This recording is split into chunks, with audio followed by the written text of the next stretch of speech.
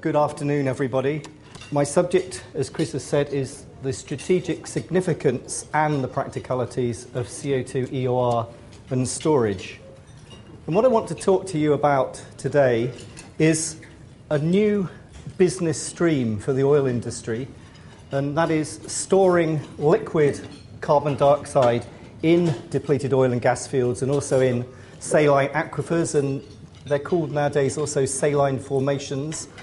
And clearly this has synergy with the sort of things that we do every day in the oil business, and we can reuse infrastructure and possibly increase the amount of hydrocarbon that we recover. But the important thing is that it contributes to the fight on global warming, and we would only do this if it had value, and the way it has value is through cap and trade arrangements. Such a scheme is operating within the European Union at the moment, and certainly other parts of the world are introducing or considering introducing such schemes, including here in the United States. But this new business, because we're taking CO2, someone's paying us to store it, it does come with regulations and liabilities. In other words, we have to do it responsibly, and it uses all of our skills. I'm sure you've all heard of the IPCC, the Intergovernmental Panel on Climate Change. The graphic on the right here is taken from their report on carbon capture and storage, and it shows where we are today in terms of worldwide CO2 emissions, and this is 28 billion tonnes, and where we might go if we didn't do anything about it. So we would be on this ever-increasing trajectory, which would bring us to something like 80 billion tonnes by more or less the end of the century. It's 2095 on here. And in order to reduce the excesses of global warming, the IPCC believe we should be on this lower trend here. So an initial increase, but then a substantial decline as we get towards the end of the century. And the difference between this projection and where we need to be has this very large gap. And the suggestion is that we can achieve this reduction in a number of ways. The green wedge here is by energy conservation. That's using energy more efficiently and not using it at all if we don't need to.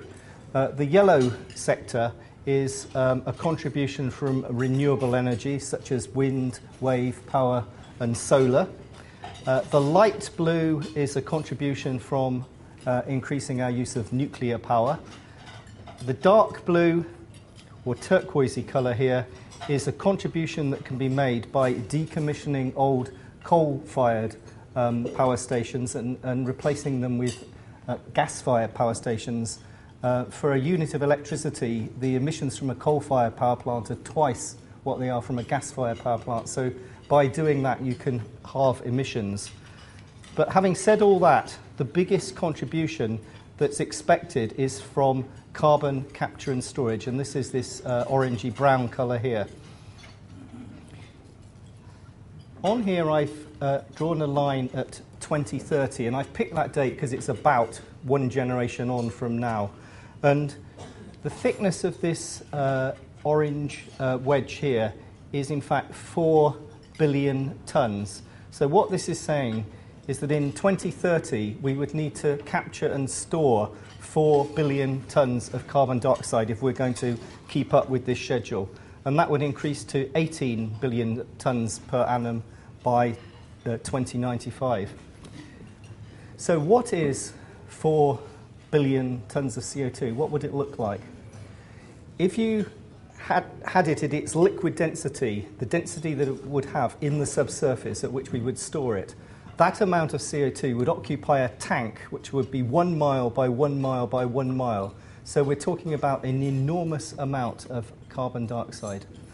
And just for comparison, I checked to see how much oil we produce in the world every year, and it's the same, about the same. So in 2006, I think it was, we produced 3.9 billion tonnes of oil. So we're talking about a business here, carbon capture and storage, which in one generation could potentially grow as big as the oil business has grown in 5 generations. Now, I don't have to tell you here in Texas that using CO2 for enhanced oil recovery is big business, and it's been taking place here for around about 30 years. The source of the CO2 is from natural accumulations. These are generally dome-like structures with gas which had its origins in volcanic activity. And the gas is virtually pure CO2, and there's McElmo Dome, Sheep Mountain, Bravo Dome. And over the years, an infrastructure has developed to bring this natural CO2 into the oil province in West Texas, and there's been quite a successful 30 years of enhanced oil recovery there.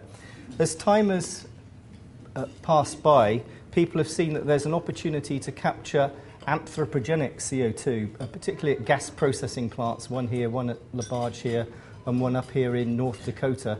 And also there's an ammonia plant here. You can use this anthropogenic CO2 in the same way as you can use the natural CO2. So riding on the back of this infrastructure, people are starting to produce anthropogenic CO2 and add it into the system.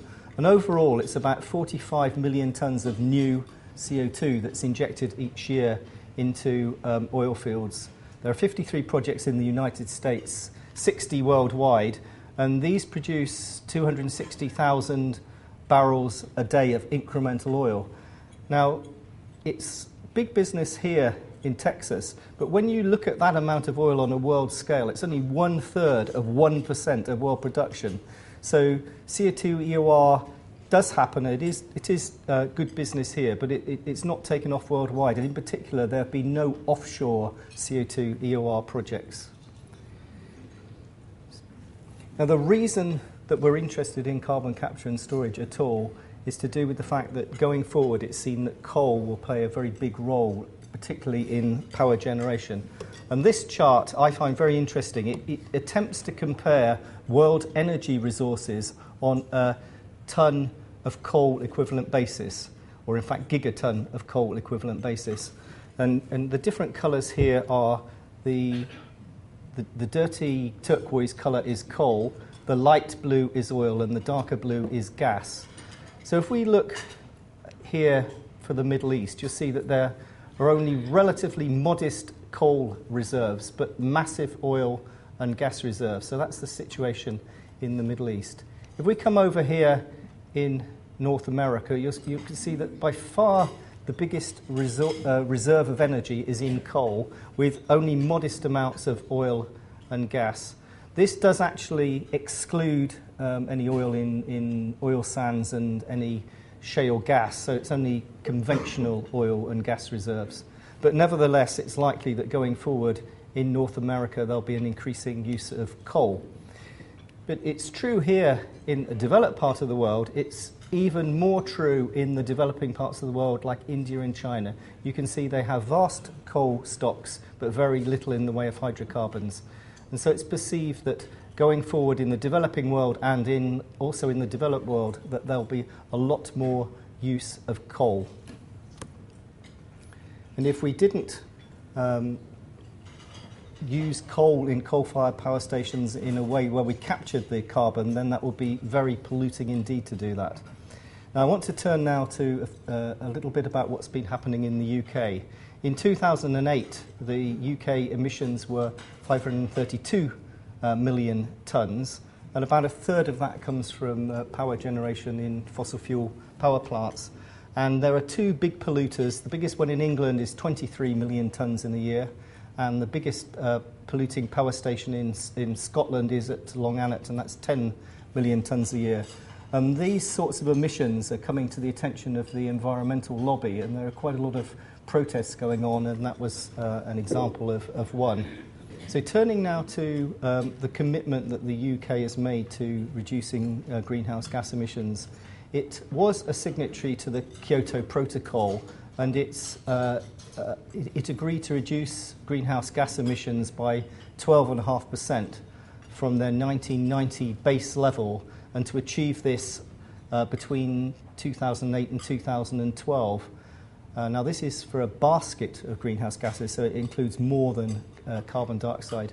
But in fact, Britain has achieved already a reduction of 23% measured against this.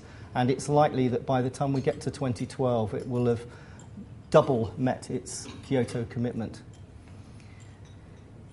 Now, at the end of last year, in December, in fact, a new Climate Change Act came into law in the UK, and this set a legal requirement to reduce greenhouse gas emissions by 80%, or at least 80% by 2050, and CO2 emissions by at least 26% by 2020. And measured against this, we haven't done quite so well at reducing CO2 emissions compared to the basket of greenhouse gas emissions. So we've actually only achieved a 13% reduction to 2008 from the 1990 base. But nevertheless, this Act sets the UK on an ever-reducing carbons emission scenario, and the government have to set budgets for carbon emissions just as they have to set budgets for spending. But the good news for those of us that are in the oil industry and are branching out into carbon capture and storage is that the government in the UK do see carbon capture and storage making a very significant contribution towards achieving these targets. And as I mentioned earlier, the principal funding mechanism will be the issuing of allowances and then trading of these allowances under the EU emissions trading scheme. So if we now look back a year to where we were, you all know who this is on the left here. This is Queen Elizabeth. In the US here, President Bush was fighting climate change with technology, as he would say. And in Britain, we were in the process of legislating. As of now, the situation has changed. We've legislated, and I'll come on later to talk about what's happening here, but there's a lot of legislation before the House which will make a big difference to US emissions, and I'll come back to that. So in the UK, the government has set forth a plan to decarbonise electrical power supply, and the graphic on the left here is showing, first of all, how the total amount of electricity that's required in the UK will change. There was an initial decrease here and then an expected increase. But what's more important, these different colour bands represent the different fuels that will be used to generate this electricity. The blue band on the bottom is nuclear power. There are a number of old power stations in the UK coming to the end of their lives. They'll be decommissioned, but they will be replaced with a new fleet of nuclear power stations, which will bring the total, by the time we get to 2050, to about 17% of the total power generation. Now, the next two colour bands here are fossil fuel. This is coal, and this is gas-fired electrical plant. With the coal, you can see that the coal-fired power stations, many of them are coming to the end of their life, and the government want to see these replaced by coal-fired plants with carbon capture and storage. So that's from this bright yellow to this more mustardy coloured yellow. And you'll see it happens between about 2020 and 2030 that all the coal-fired power stations will be replaced with coal-fired power stations with carbon capture. With gas-fired power plants, this is this dark red here. They will carry on for a while, but then eventually they will be replaced with gas-fired power plants which have carbon capture and storage. So this is this pink here. So this total is fossil fuel, all with carbon capture and storage, and it makes about 50% of the total. The remaining, the 33%, the majority of that is from renewables with, I think, wind power making the biggest contribution here, this dark green. And there's a little grey band there, which is some electricity that we import from France. Now, if you look at the amount of CO2 that's captured in this scenario, it starts out in the first 5-year phase from 2020 of about just under 20 million tonnes a year, and it climbs to nearly or over 200 million tonnes a year by the time we get to 2050. So if we integrate that up, we'll see that we need about 4 billion tonnes of storage capacity to meet this particular requirement in the UK. Now, in order to achieve this, we need the power utilities to build power stations with carbon capture and storage. And given that the government are keen on this in the UK, all the power utilities are putting forward their plans to build coal-fired power stations with carbon capture and storage. There are 9 shown here, and there's been another one announced since. And I've written on here the number of million tonnes per year that would be captured at these plants. And even from these plants, we need somewhere between 2 and 4 billion tonnes of storage capacity. And if we think about a longer period of about 100 years and possibly bringing in other industrial sources of CO2, overall in the UK we need something like 20 billion tonnes of storage capacity.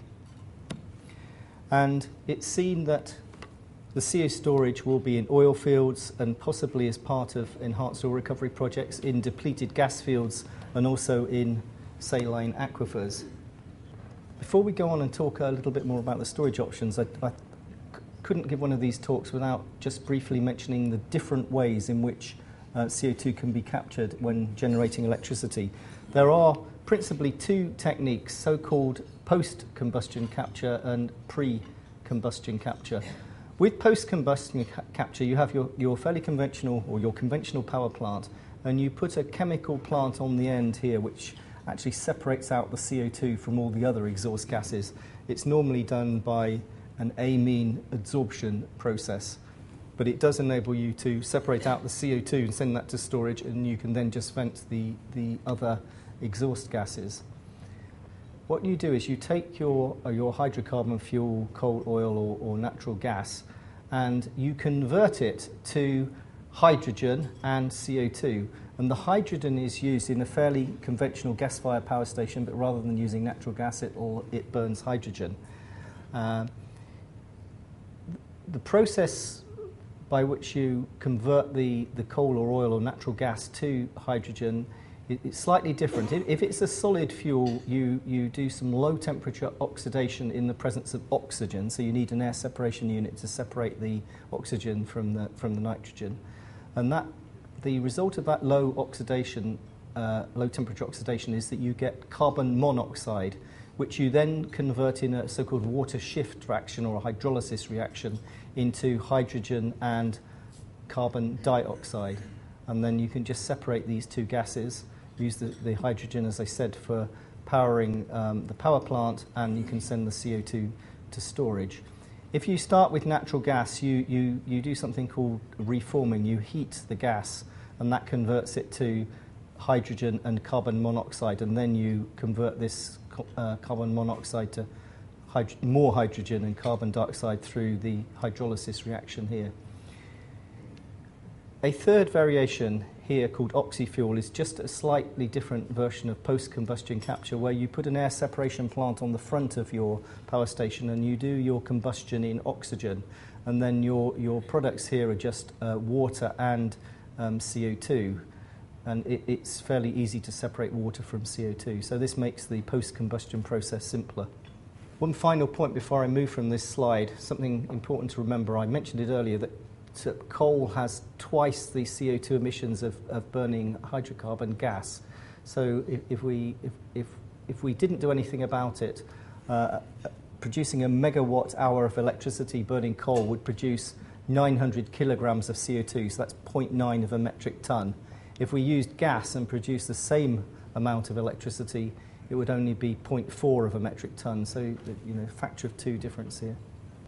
So this is a map of the UK. This is England, this is Scotland here, and these big red blobs are where at the moment there are large point sources of CO2 and where we potentially are going to build new power stations with carbon capture. And what's shown over here is the North Sea, and in the North Sea we have potential storage sites in depleted gas fields. These are these blue triangles. In oil fields, these are these yellow squares, and potentially we can do enhanced oil recovery in these oil fields. And there are also potential saline aquifers. Some of these are shown with these purple diamonds here. there are also some options over here off the west coast. So we just have a quick look at the gas fields that in the UK. There are 53 of these. They've been producing since the 1970s, and they're getting near to the end of their lives. So they do represent, if you like, pressure holes in the ground where you can potentially just pour CO2 in and store it there. They originally retained hydrocarbon gas over many millions of years, so they potentially could store the CO2 for extended periods also.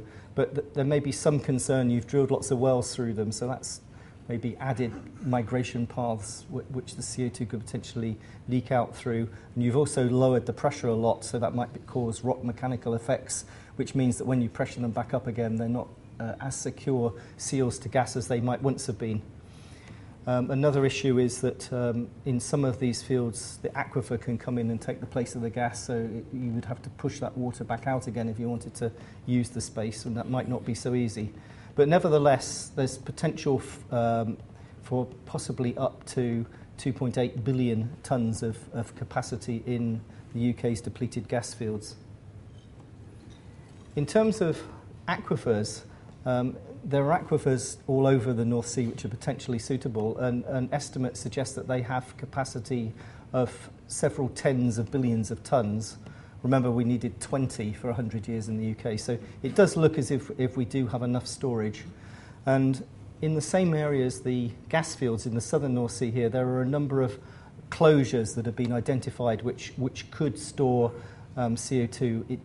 At the moment they're full of water, but they do seem to have seals. At least some of them do. Some of them might have possible faults which may leak.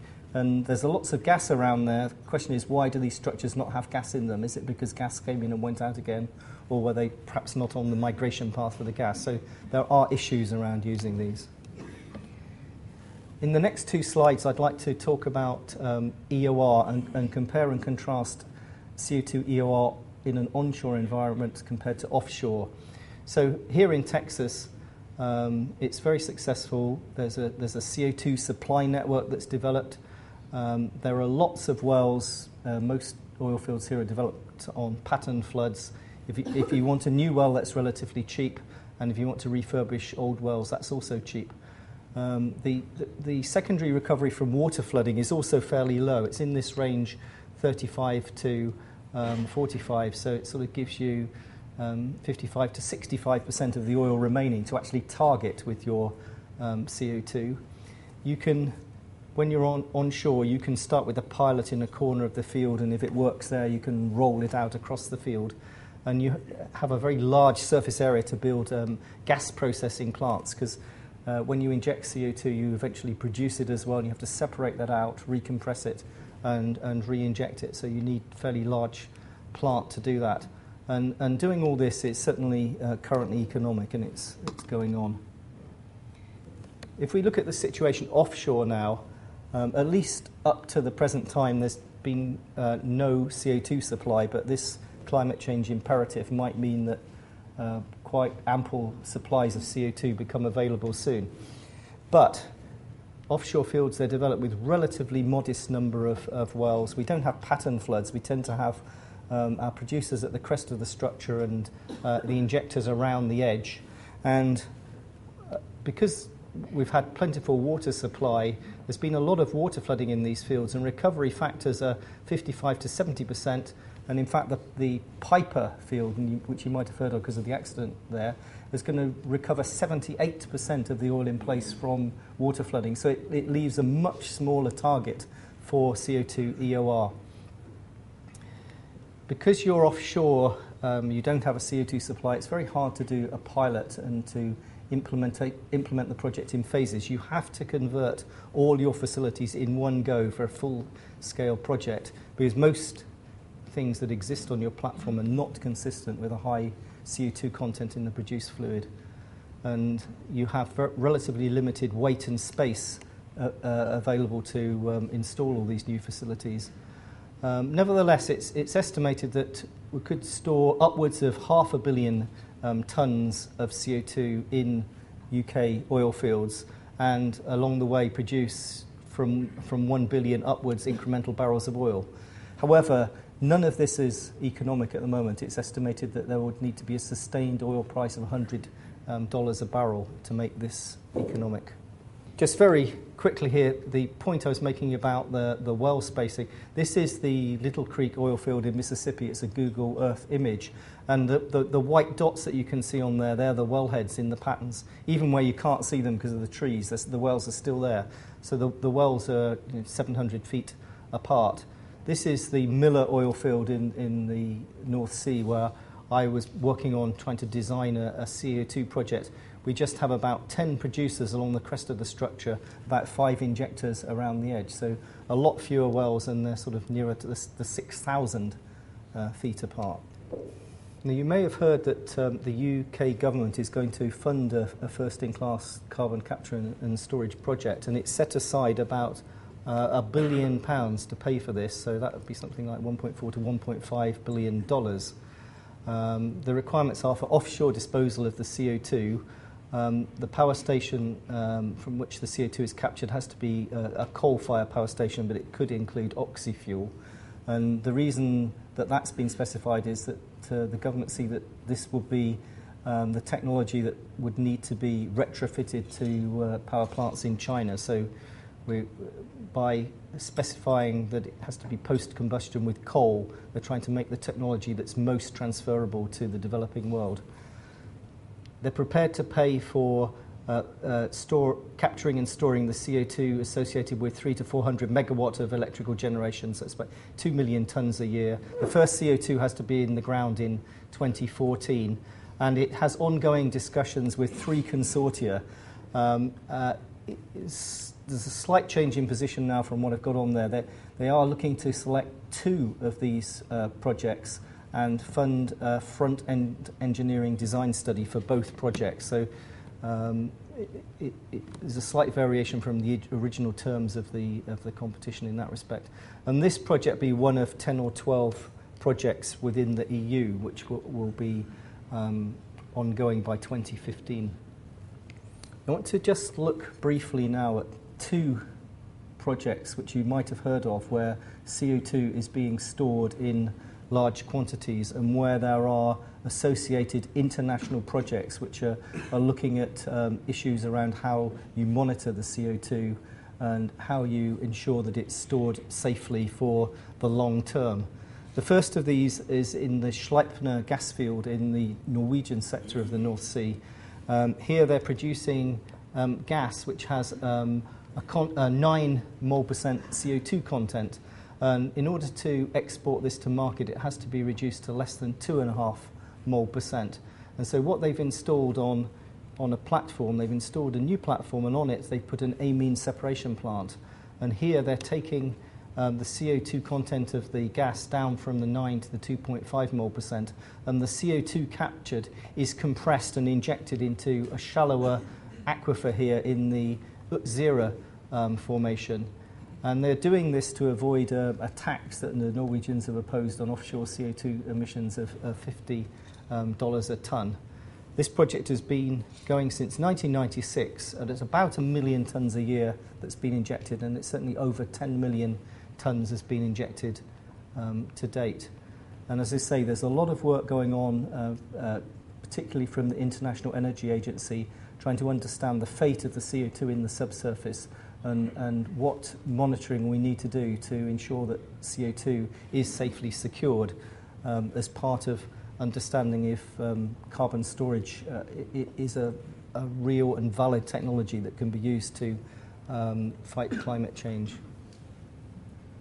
The next project I want to talk about is the Weyburn oil field in Canada. Here the CO2 is being captured at a coal gasification plant in North Dakota, the Great Plains Synfuels plant, and it's being sent along a 200-mile pipeline to the Weyburn oil field in the Canadian province of Saskatchewan.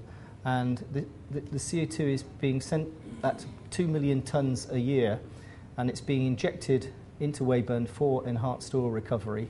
And the operator here, Encana, is expecting an oil boost here of 130 million barrels, and to achieve this it's going to inject and store 30 million tonnes of carbon dioxide. And again, associated with this project is a big international monitoring project that's looking at how you can image the CO2 in the subsurface. And I've got an example of a comparison of two 4D seismic images here, one taken in 1999 before the CO2 was injected and one in 2001 afterwards.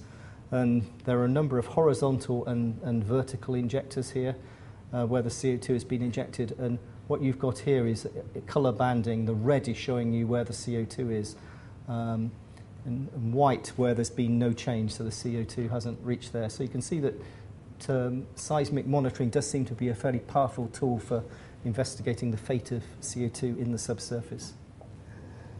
As you're probably aware, carbon capture and storage is now a worldwide activity, and practically everywhere in the world there are initiatives. Well, I've not heard of anything yet in South America or in the former Soviet Union. And when I give these talks, I tend to talk about the region of the world where I actually am. So the rest of my presentation is going to concentrate on what's happening here in the United States regarding CO2 emissions and how they might be reduced going forward. In 2005, the greenhouse gas emissions in the United States were 7.2 billion metric tons. And if you remember, I said there are 28 billion in the world, so it's about a quarter of the world's emissions.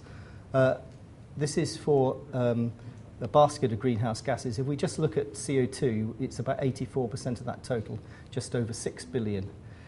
Now, compared to 1990, which is the baseline for all the Kyoto measurements, by 2007, the CO2 emissions were 20% higher than in 1990. And if you look at specifically the electrical generation sector, CO2 emissions were 34% higher than they were in 1990. And in fact, the US target was a reduction of 7%, but with the election of President Bush, this was never signed, so the United States was not a signatory to Kyoto. But its target would have been a 7% reduction, and in fact there's been a 20% increase. So if we now come right up to date with the bill, the American Clean Energy and Security Act, which was published on the 30th of March, so just a couple of weeks ago, sponsored by Henry Waxman. There are some targets for emissions reduction in this bill: 3% by 2012, 20% by 2020, 42% by 2030, and 83% by 2050. And they're all from a 2005 base. So if we actually take this 83% and take it back to the 1990 base, it actually is a reduction of 66%. If you remember, the UK is on for an 80% reduction from a 1990 base. And the Clean Energy Act looks to achieve these reductions by establishing a carbon storage research corporation, which will will put a levy on fossil fuel electricity generation to actually collect $1 billion a year for 10 years. And this will be distributed to seed fund commercial carbon capture and storage projects. And it also looks at the issue of permitting storage sites, including the issues of subsurface property rights. And it also establishes a regulation and reporting regime. And interestingly, it's all storage sites, including those associated with enhanced oil recovery. So in the past, there's been very little regulation as to what happens to the CO2 that's bought and injected in EOR projects. But going forward, there will be a requirement for a lot more regulation around that. And another thing that the Act deals with is what happens to sites when they get to the end of their life and they're sealed up. Who is going to take the ongoing responsibility, for instance, if CO2 started to leak out of such sites? Another interesting aspect of the Act is that it establishes a US-wide cap and trade scheme for greenhouse gases. And it has trading from 2012 for all the greenhouse gas emissions associated with power utilities, oil companies, and other large industrial sources where the emissions are over 25,000 tonnes a year. And allowances will be issued, but the number will be reduced year on year to make sure that the targets which are in the bill are achieved. And the allowances themselves will be auctioned, so no one will be given any rights to emit CO2. They will have to buy those rights from the outset. And this, of course, will bring in enormous revenues. And the Act says that 23% of that will be used for clean energy investment, and the rest will actually be returned to people, communities and businesses. So some of this money that's raised through the auctioning will be returned to individuals to help them basically to pay for the higher costs of electricity. And the trading system is designed to establish, the words of the Act say, maintain effective, transparent and fair market, and to preserve the integrity on the cap in emissions. The projections for the fuel mix going forward for power generation in the United States I found quite interesting. They come from something that's called the Carbon Sequestration Atlas, but it does show this is oil, basically oil. This is green is renewables. The yellow is hydrocarbon gas, and the blue here is nuclear. But it shows, apart from the gas going down slightly, that all those remain flat. So I was quite surprised to see that renewables were staying flat. But the one thing that is going up dramatically is coal. So this is coal-fired generation going on towards, can't quite see the date on the end there, but certainly going forward 2030, I think. And this is the plot of the CO2 emissions associated with, well, it's basically the US carbon dioxide emissions going forward to 2030. I've taken that and plotted it on this picture here. So this is up to 2030, and then this is going on to 2050. And then I've plotted the number of allowances that the new Act proposes issuing.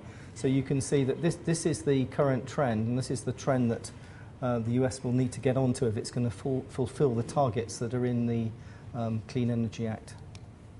This is quite an interesting picture, which is again in the Carbon Sequestration Atlas, which shows all the point sources of CO2 emissions in the United States and, in fact, in Canada. All these blue blobs are power stations, and there are also the other colours are various other industrial sources.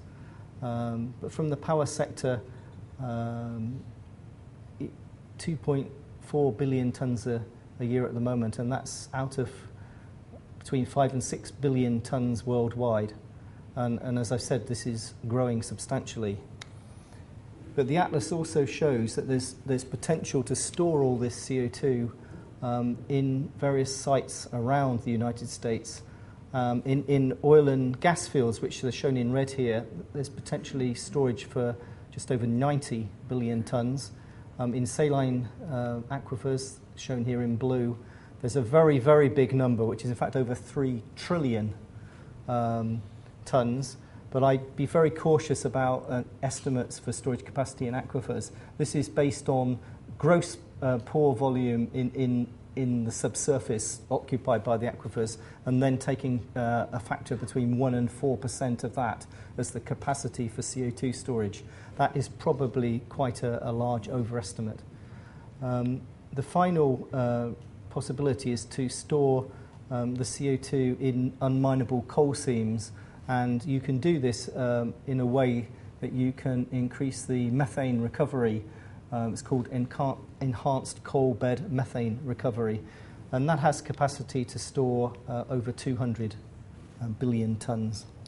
Now, you might have heard of the FutureGen project. This was meant to be the US federal government's flagship carbon capture and storage project. It was to build an integrated gasifier combined cycle power station, so it uses coal, converts it to hydrogen. Relatively modest size, 245 megawatts. This was awarded in December 2007 to Mattoon Township in Illinois. It would have produced 1 million tonnes of CO2, and it would have been stored very near to the site underneath in a saline formation. However, it was awarded in December 2007, and it was cancelled in January 2008. One reason is because it was too expensive. The other reason because it wasn't in Texas. Maybe you can tell me later which was the real reason. But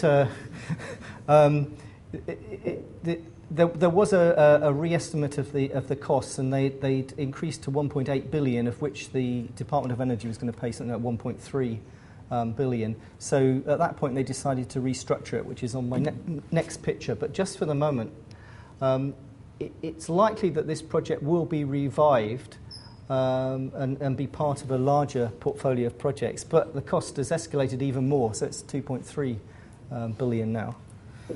The restructured FutureGen was taking the 1.3 billion, and it was going to try and spread it across a number of projects, possibly between 3 and 6 projects. And people that were interested in receiving some of this funding were asked to put in their applications by the 8th of October last year, and I'm not sure what's happened to that. Maybe someone could comment in a moment.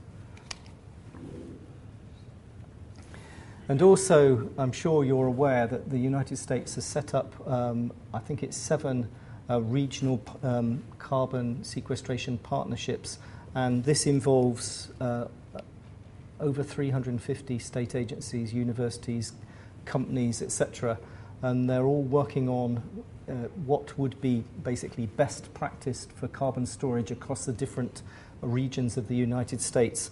And we're here in the heart of the Southwest Partnership, and there are certainly 3 large-scale projects going on covering enhanced coal bed methane recovery, saline aquifer storage, and CO2 EOR as well. And another project I'd like to mention, hydrogen energy. Now that's a joint venture between BP and Rio Tinto. They have a proposal, and this is at a fairly advanced stage now, to build an integrated gasifier combined cycle power station. This would use either coal or petroleum coke as the fuel, and it would convert that to hydrogen. This is bigger than FutureGen, nearly twice the size, and it will capture more than 2 million tonnes a year of CO2.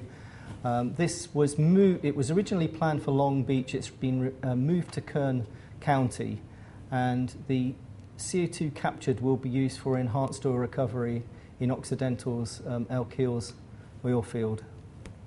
Clearly, carbon capture and storage is a business which spans lots of different business activity. We've got power generation, we've got transportation by pipeline if you're onshore, but also, don't forget, if you've got offshore storage sites, also by tanker ships. And then we've got the actual storage itself, which might be associated with enhanced oil recovery. So these are different types of business, and they traditionally have operated in their own sectors. However, they've got to be sort of brought together and integrated. And they probably have their own regulation regimes, tax regimes, subsidy entitlements, etc. So all these interests need to be aligned if carbon capture and storage is going to take off. But I think it's fairly clear that if there's the will, that the appropriate business models will evolve. So in conclusion, I think I've probably persuaded you that capturing CO2 and storing it is going to become really big business. And we in the oil industry are pretty well placed to get a big slice of the action. And it uses the skills that we already have. But nevertheless, it's going to be a significant challenge, not least of which is because of the scale of which we got to ramp up to very, very quickly. And if we're going to make an impact on these emissions, it's going to be an absolute necessity to do this. And it brings us energy security through opening up these vast coal stocks, we can use them in an environmentally friendly way. And also, several of the processes convert these fossil fuels to hydrogen, and hydrogen, you can use it to generate electricity, but you can also use it in transport. So it's enabling us to use hydrogen as an energy carrier. So that concludes my talk, and thank you very much for listening.